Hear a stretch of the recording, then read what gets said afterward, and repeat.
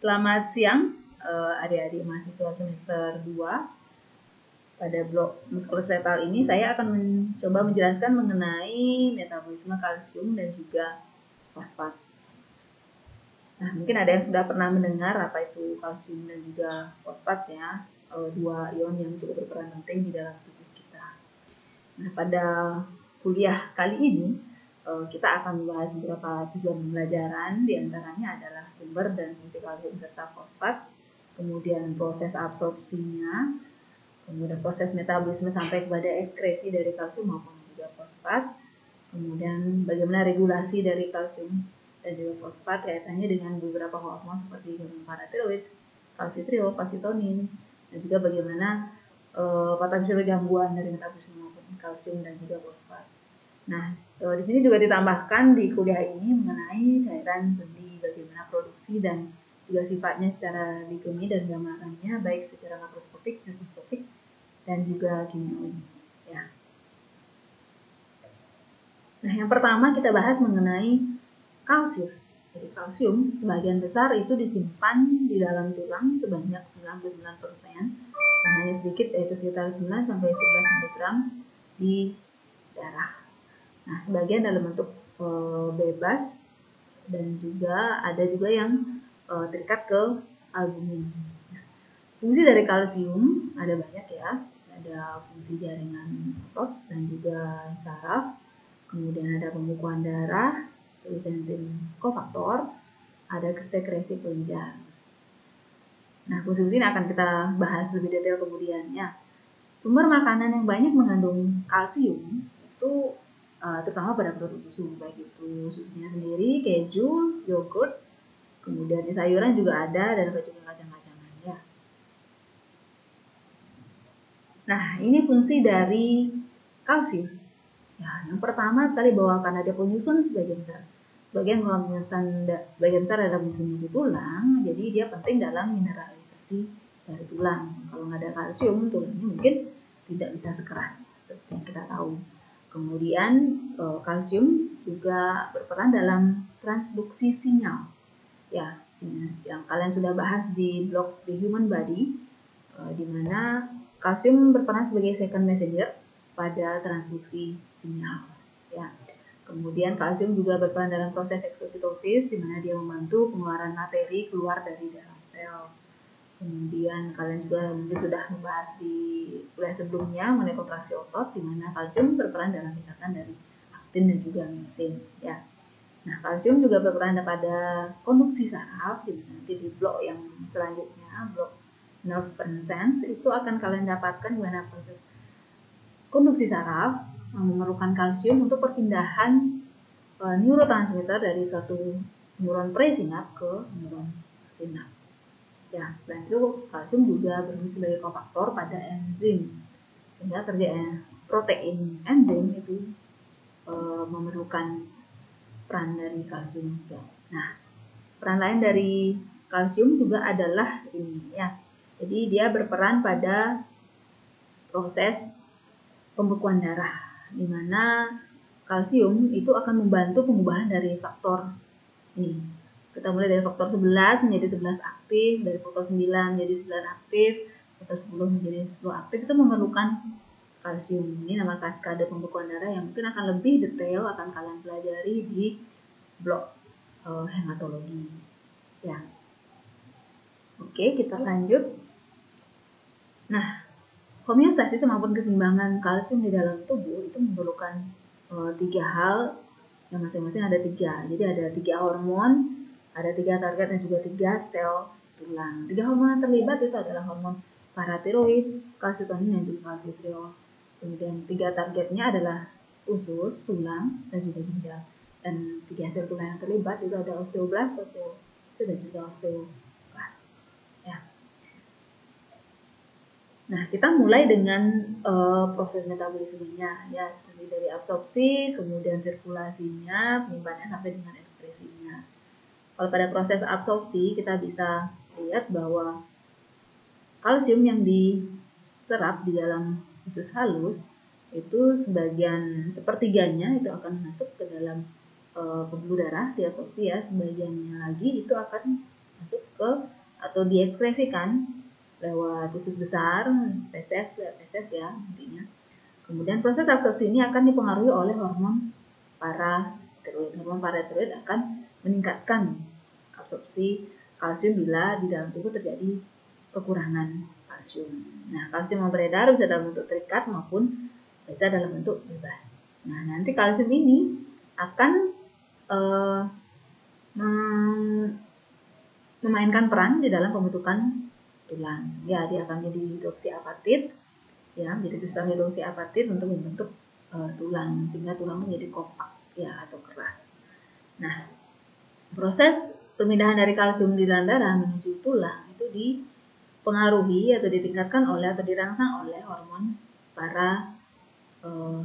hormon kalsitriol dan juga kalsitonin. Sebaliknya, hormon paratiroid itu menurunkan pemindahan dari kalsium di darah ke tulang. Karena hormon paratiroid fungsi utamanya adalah bagaimana mempertahankan kadar kalsium di dalam darah. Ya, paratiroid hormon ini akan nanti dengan beberapa cara untuk mempertahankan kadar kalsium di dalam darah. Apakah dia bisa meningkatkan reabsorpsi kalsium dari tulang ke sini, atau dia akan meningkatkan absorpsi dari usus ke sini, atau dia akan meningkatkan reabsorpsi kalsium dari ginjal.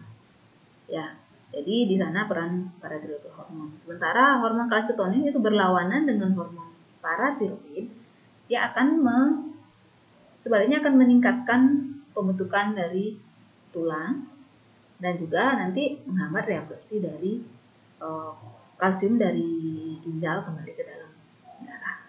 Ya, sebaliknya.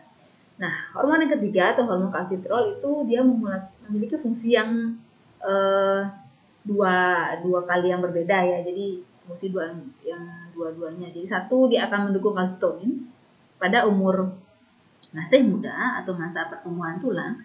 Kalsitriol akan membantu kalsitonin untuk memindahkan atau mentransfer kalsium di dalam darah ke tulang untuk membentuk tulang, ya, untuk pertumbuhan tulang. Sementara pada saat umur dewasa, masa pertumbuhan tulang sudah berakhir, ya, dia akan membantu paratiroid hormon untuk meningkatkan reabsorpsi tulang untuk memperbaiki kadar kalsium di dalam darah. Misalnya ada penurunan kadar kalsium di dalam darah, dia akan membantu hormon paratiroid untuk mereabsorpsi tulang, mengeluarkan kalsium di dalamnya kemudian masuk ke dalam darah, seperti itu.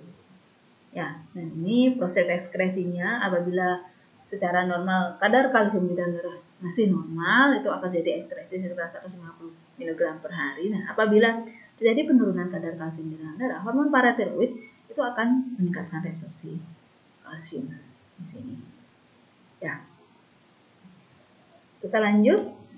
Nah, hubungannya juga dengan homeostasis dari tulang, bahwa ketiga hormon ini baik kalsitriol, kalsitonin maupun hormon paratiroid itu berperan dalam keseimbangan dari tulang. Nah, keseimbangan dari tulang juga diperankan oleh sel-sel osteoblast maupun osteoklast. Nah, pada saat pertumbuhan tulang, ya, itu akan terjadi peningkatan pembentukan dari osteoblast dan juga penurunan dari osteoklast. Nah, apabila ada kadar kalsium yang turun di dalam darah, hormon paratiroid itu akan meningkatkan pembentukan sitokin atau sekresi dari sitokin yang akan meningkatkan diferensiasi dari sel osteoklast. Sel osteoklast ini akan mengeluarkan kalsium, ya, meningkatkan resorpsi kalsium dari tulang, sehingga nanti kalsium dikeluarkan ke darah, seperti itu. Sementara hormon kalsitonin sebaliknya dia akan pada masa pertumbuhan tulang, apalagi ya pada masa pertumbuhan tulang, itu akan meningkatkan sel prekursor menjadi sel osteoblast. Ya, seperti itu. Nah, bagaimana peran dari estrogen? Ternyata di sini ada peran dari estrogen, bahwa estrogen itu akan menghambat terbentuknya sitokin untuk diferensiasi dari osteoklast, sehingga dia akan menghambat resorpsi dari tulang. Nah, ini kaitannya dengan penyakit osteoporosis. Jadi saya ingin merangsang kalian semester 2 bagaimana hubungan antara osteoporosis dengan kaitannya dengan proses keseimbangan dari tulang.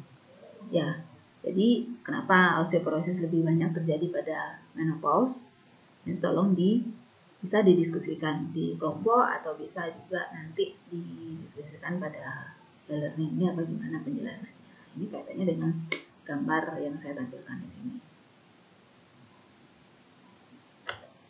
Nah, kemudian kita akan membahas mengenai yang kedua yaitu fosfat. Nah, bersama dengan si kalsium ya, mereka berbarengan sebenarnya.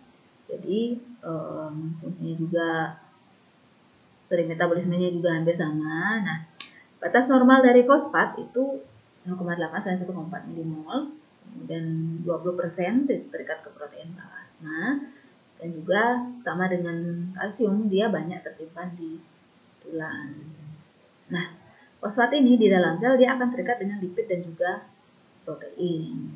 Ya, kalian pernah dengar bahwa fosfat merupakan komponen membran sel. Ya, masih ingat pada blog The Human Body bahwa fosfat itu adalah bagian dari fosfolipid, yang berarti merupakan bagian dari membran sel. Ya, fosfat juga merupakan bagian dari asam nukleat. Ya, kita tahu bahwa ATP itu juga sebenarnya adalah adenosin trifosfat gitu. Ya, dan juga menjadi fungsi dari tulang dan gigi sama seperti kalsium. Nah, fosfat juga menjadi buffer intraseluler. Nanti akan kalian belajar pada blok respirasi bahwa fosfat itu berperan juga di dalam sel menjadi buffer atau menjaga keseimbangan asam dan basa. Kemudian juga fosfat berperan dalam metabolisme energi seperti tadi bahwa dia bagian dari ATP ya, menjadi penyimpan energi. Kemudian fosfat ditemukan dalam bahan-bahan makanan yang hampir sama dengan juga susu. Itu dia selain mengandung kalsium, dia juga mengandung fosfat. Ya, produk susu juga mengandung fosfat ya, keju, gitu ya, yogurt itu juga mengandung fosfat. Selain itu dia ada di kuning telur dan juga kacang-kacangan. Nah, ini metabolisme kalsium dan juga fosfat. Jadi hampir sama dengan yang kalsium, metabolisme dari kalsium, bahwa metabolisme fosfat itu juga dipengaruhi 3 hormon tadi ya, hormon paratiroid, kalsitonin dan juga kalsitriol. Nah, perbedaannya itu adalah di sini pada bagian ekskresi dari ginjal. Ya, di sini kalau dari absorpsi bahwa sama-sama dirangsang oleh hormon paratiroid dan juga kalsitriol ya. Kemudian resorpsinya juga sama-sama dirangsang oleh hormon paratiroid. Dan kalsitonin juga sama-sama menekan dari kalsium maupun fosfat ya, menekan pelepasan kalsium maupun fosfat dari tulang. Nah, di ginjal itu ternyata berbeda ya. Kalau pada tadi kita tahu bahwa di sini bahwa hormon paratiroid itu akan meningkatkan reabsorpsi dari kalsium dari ginjal ke pembuluh darah ya. Sementara pada fosfat, hormon paratiroid itu akan menurunkan reabsorpsi dari fosfat dari ginjal ke pembuluh darah. Jadi bedanya hanya di sini. Yang lain sama. Ya. Ingat ya bahwa di sini bedanya. Ya, nanti implikasi klinisnya kita bisa lihat pada beberapa gangguan klinis yang terkait dengan metabolisme kalsium dan fosfat ya. Nah, ini adalah kondisi homeostasis yang dipertahankan ya, bahwa apabila ada stimulus berupa penurunan kadar kalsium di dalam darah, itu akan ditangkap oleh reseptor di kelenjar paratiroid ya, adanya kadar kalsium yang rendah, kemudian sel di dalam paratiroid itu akan meningkatkan produksi dari siklet AMP sehingga gen untuk produksi hormon paratiroid itu akan aktif sehingga meningkatkan pelepasan hormon paratiroid. Nah, hormon paratiroid nanti akan berefek pada tulang dan juga ginjal. Sebenarnya khusus lagi satu ya. Jadi pada tulang dia akan meningkatkan resorpsi tulang sehingga mengeluarkan banyak kalsium ke dalam darah.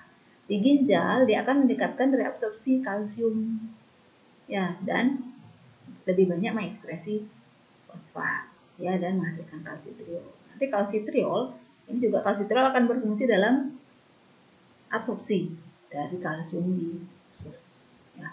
Nah, ini akan ketiga hal ini akan menyebabkan peningkatan kadar kalsium di dalam darah, sehingga nanti menyebabkan ada stimulus atau feedback negatif ke sini ya, ke kadar kalsium, sehingga sudah berhenti dia ya. Kecuali kalau mulai lagi ada stimulus kadar kalsium yang rendah, sudah di sini mulai aktif lagi bagian dari hormon paratiroid. Nah, tadi kita bahas mengenai kalsitriol. Kalsitriol merupakan bentuk aktif dari vitamin D. Ya, vitamin D itu dibentuk terutama dari prekursor dan bantuan sinar matahari. Itulah kenapa sinar matahari begitu penting ya bagi kita. Bahkan orang-orang yang hidup di kutub utara maupun kutub selatan yang jarang ada sinar matahari, mereka harus mendapatkan suplemen vitamin D karena tidak ada sinar matahari di sana ya. Jadi vitamin D itu penting untuk ini ya.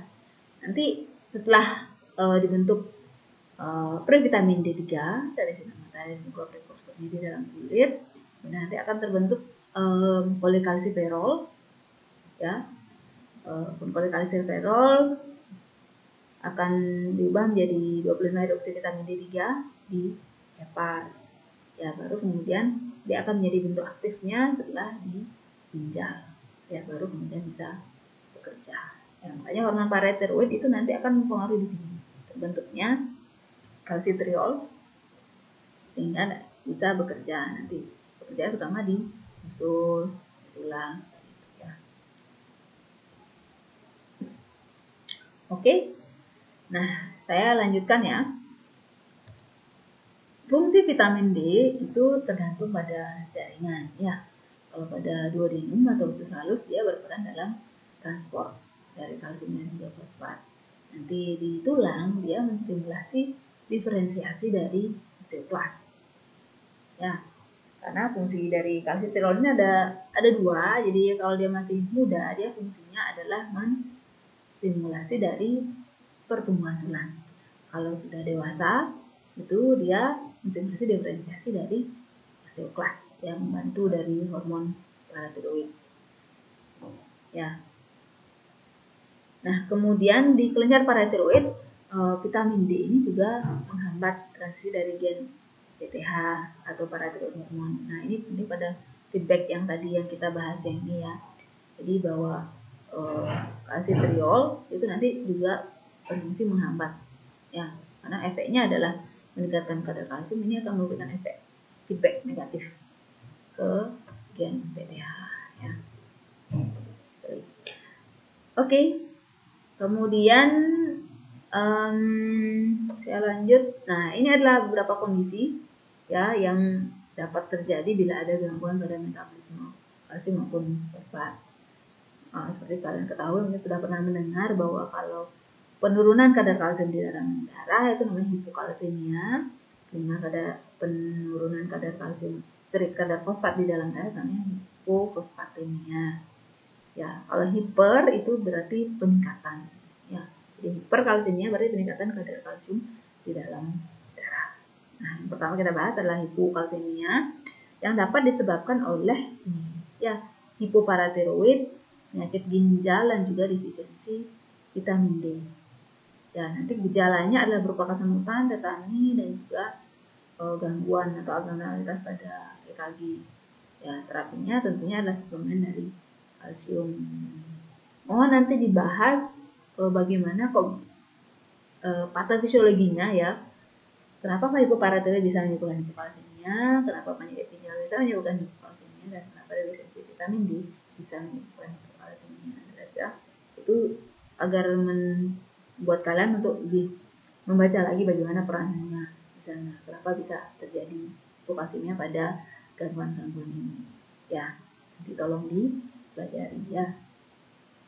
Kemudian hiperkalsemia, jadi pada hiperkalsemia dengan gejala berupa letargi, iritabilitas, amnesia, konstipasi, dan sebagainya. Ya, ada aritmia jantung juga.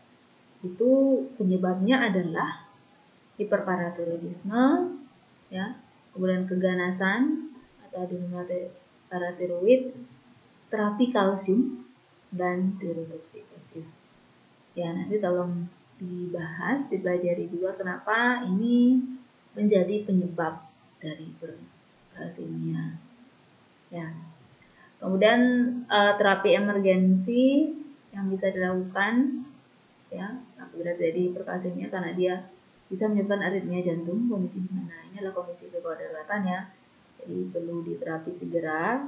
Itu adalah dengan memberikan larutan salin, ya, sehingga nanti memperbaiki GFR sehingga kalsium dapat segera diekskresi. Nah, kemudian juga dapat diberikan bifosfonat untuk menghambat reabsorpsi dari tulang, dan yang lain tergantung pada penyebabnya, ya. Terapi pada, kalau misalnya keganasan, ya terapi keganasannya dulu, kalau tirotoksikosis terapi dulu tirotoxicosisnya, ya. Oke, sekarang ke fosfat. Ada hiper dan hipofosfatemia. Hiper berarti peningkatan kadar fosfat di dalam darah. Dan hipo itu penurunan kadar fosfat di dalam darah. Nah, penyebabnya itu kalau yang hiper itu bisa juga oleh gangguan ginjal. Ya, tolong direview kembali slide saya sebelumnya. Jadi di sana kalian akan menemukan jawaban kenapa hiperfosfatemia dapat disebabkan oleh gangguan ginjal. Itu tolong dipelajari, ya. Kemudian hipofosfatemia dapat disebabkan oleh ini, kadar hormon paratiroid dalam darah yang tinggi. Kenapa? Tolong dipelajari juga, ya. Nah, secara klinis hiper maupun hipofosfatemia itu bersama ada kelemahan otot dan juga gangguan pernapasan. Ya, ini karena dia berperan pada metabolisme dan juga energi, ya. Jadi bisa terjadi kelemahan pada otot. Kemudian terapinya disesuaikan dengan penyebabnya, ya. Bisa juga diberikan infus fosfat intravena pada kondisi hipofosfatemia, ya. Oke, itu mengenai metabolisme kalsium dan juga fosfat. Ya, kita akan lanjutkan dengan bikinnya dari cairan sendi, ya.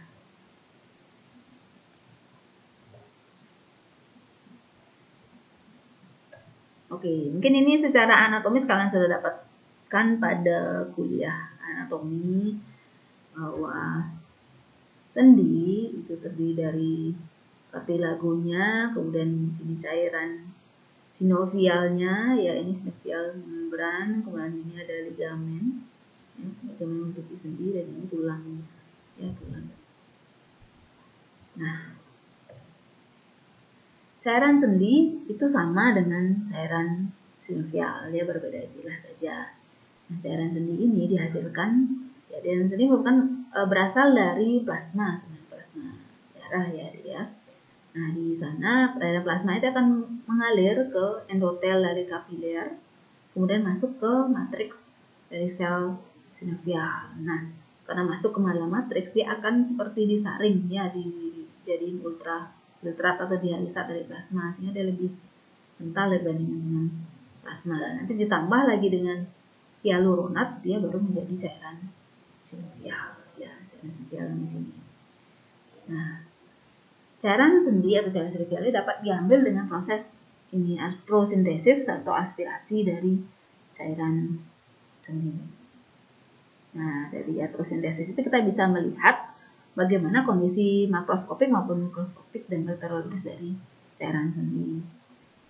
Normalnya, secara makroskopik itu volumenya adalah ini 4 ml, kemudian warnanya adalah jernih. Ya, ini yang A ini adalah yang normal, ya. Warnanya tidak berwarna, jernih. Kemudian apabila dia kuning atau berawan, itu kemudian terjadi inflamasi. Ya, apabila dia cloudy atau kristal, itu putih atau cloudy itu berarti ada satu kristal, bisa kristal asam urat di sana. Nah, kalau merah seperti yang di sini, itu berarti ada perdarahan di dalam sendi atau hematrosis. Ya. Nah, kalau dia ada raised body seperti ini, itu bisa berarti ada rheumatoid arthritis, ada proses peradangan di dalam sendi. Nah, apabila ada ground paper seperti ini, ya, seperti potongan-potongan kertas ya, itu berarti pasien sedang memakai prostese sendi. Ya. Nah, kita bisa cek kenormalan dari cairan sendi ini dengan string test ya. String test apabila kita tuangkan, kemudian ada kekentalan sebanyak lebih dari 5 cm, itu berarti masih normal, masih kental ya. Sementara kurang dari 3 cm berarti sudah kemungkinan ada inflamasi di sana. Begitu pula sebenarnya harusnya tidak ada ini ya, fibrinogen di dalam cairan sinovial, karena sinovial adalah filter dari plasma. Jadi dia sudah melewati sel-sel sinovial, jadi harusnya itu sudah tidak ada fibrinogen, tersaring harusnya fibrinogennya. Jadi kalau ada fibrinogen berarti itu mungkin ada kelainan di sana, ada perdarahan. Ya. Kemudian kita juga dapat melihat integritas dari hyaluronat yang merupakan komponen dari cairan sinovial dengan adanya musim clot. Ya.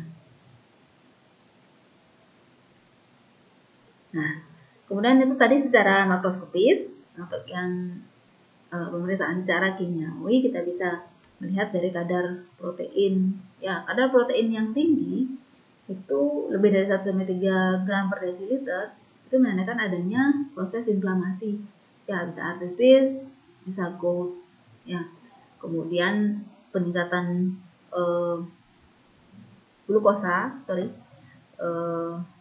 peningkatan glukosa itu bisa, atau yang lebih kadar glukosa itu yang lebih rendah daripada serum ya. Normalnya dia lebih rendah dibandingkan serum kadar glukosanya, tapi apabila tinggi sebesar 20 sampai 100 mg per desiliter itu berarti menandakan adanya infeksi di dalam sendi. Nah, asam urat juga apabila dia meningkat ya, ditambah dengan adanya kristal ya, seperti di makroskopisnya ada kristal, itu kemungkinan ada gout ya, ada gout. Kemudian asam laktat ya, yang normalnya ada 25 mg per desiliter, apabila ada peningkatan lebih dari itu kemungkinan ada terjadi septic arthritis ya, arthritis atau peradangan pada sendi yang sudah septic ya, jadi sudah ada bakteri yang masuk di sana. Nah, laktat dehidrogenase juga akan meningkat pada kondisi rheumatoid arthritis, septic arthritis, dan juga gout. Ada pemeriksaan rheumatoid faktor juga ya pada rheumatoid arthritis ya, untuk di cairan sendinya.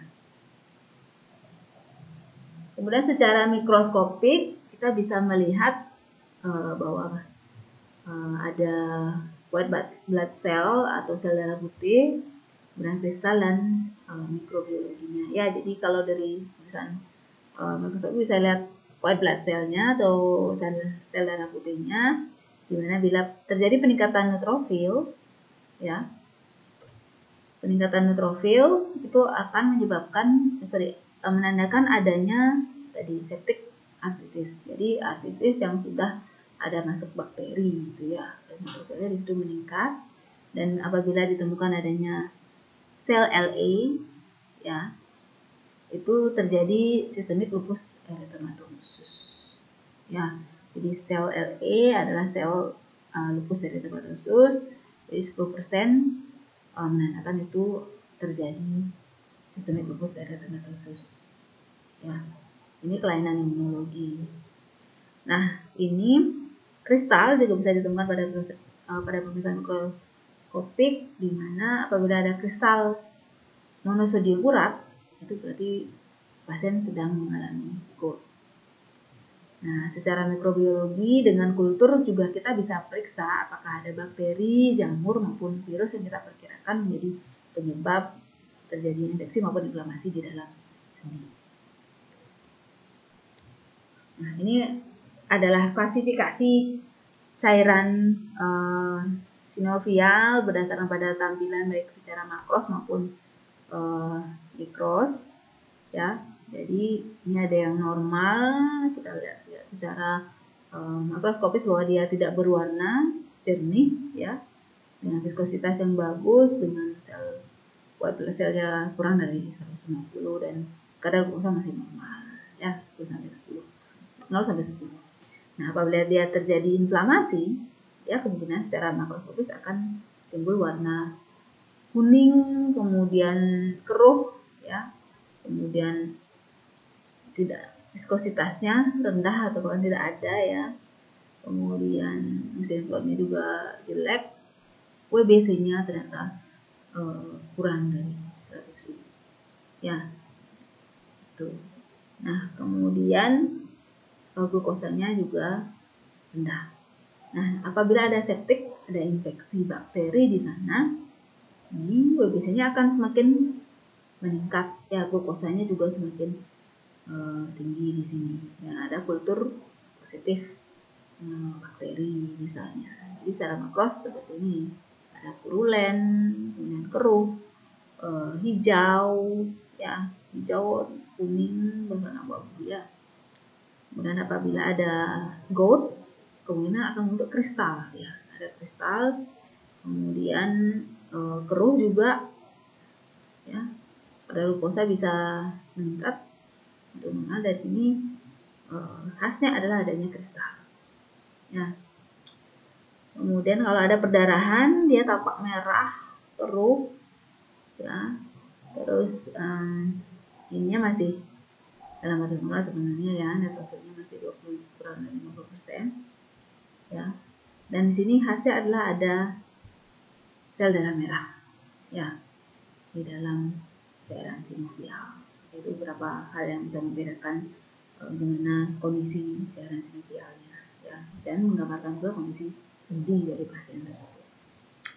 Nah, itu saja kuliah saya mengenai metabolisme kalsium dan juga fosfat ditambah dengan kimia cairan sendi.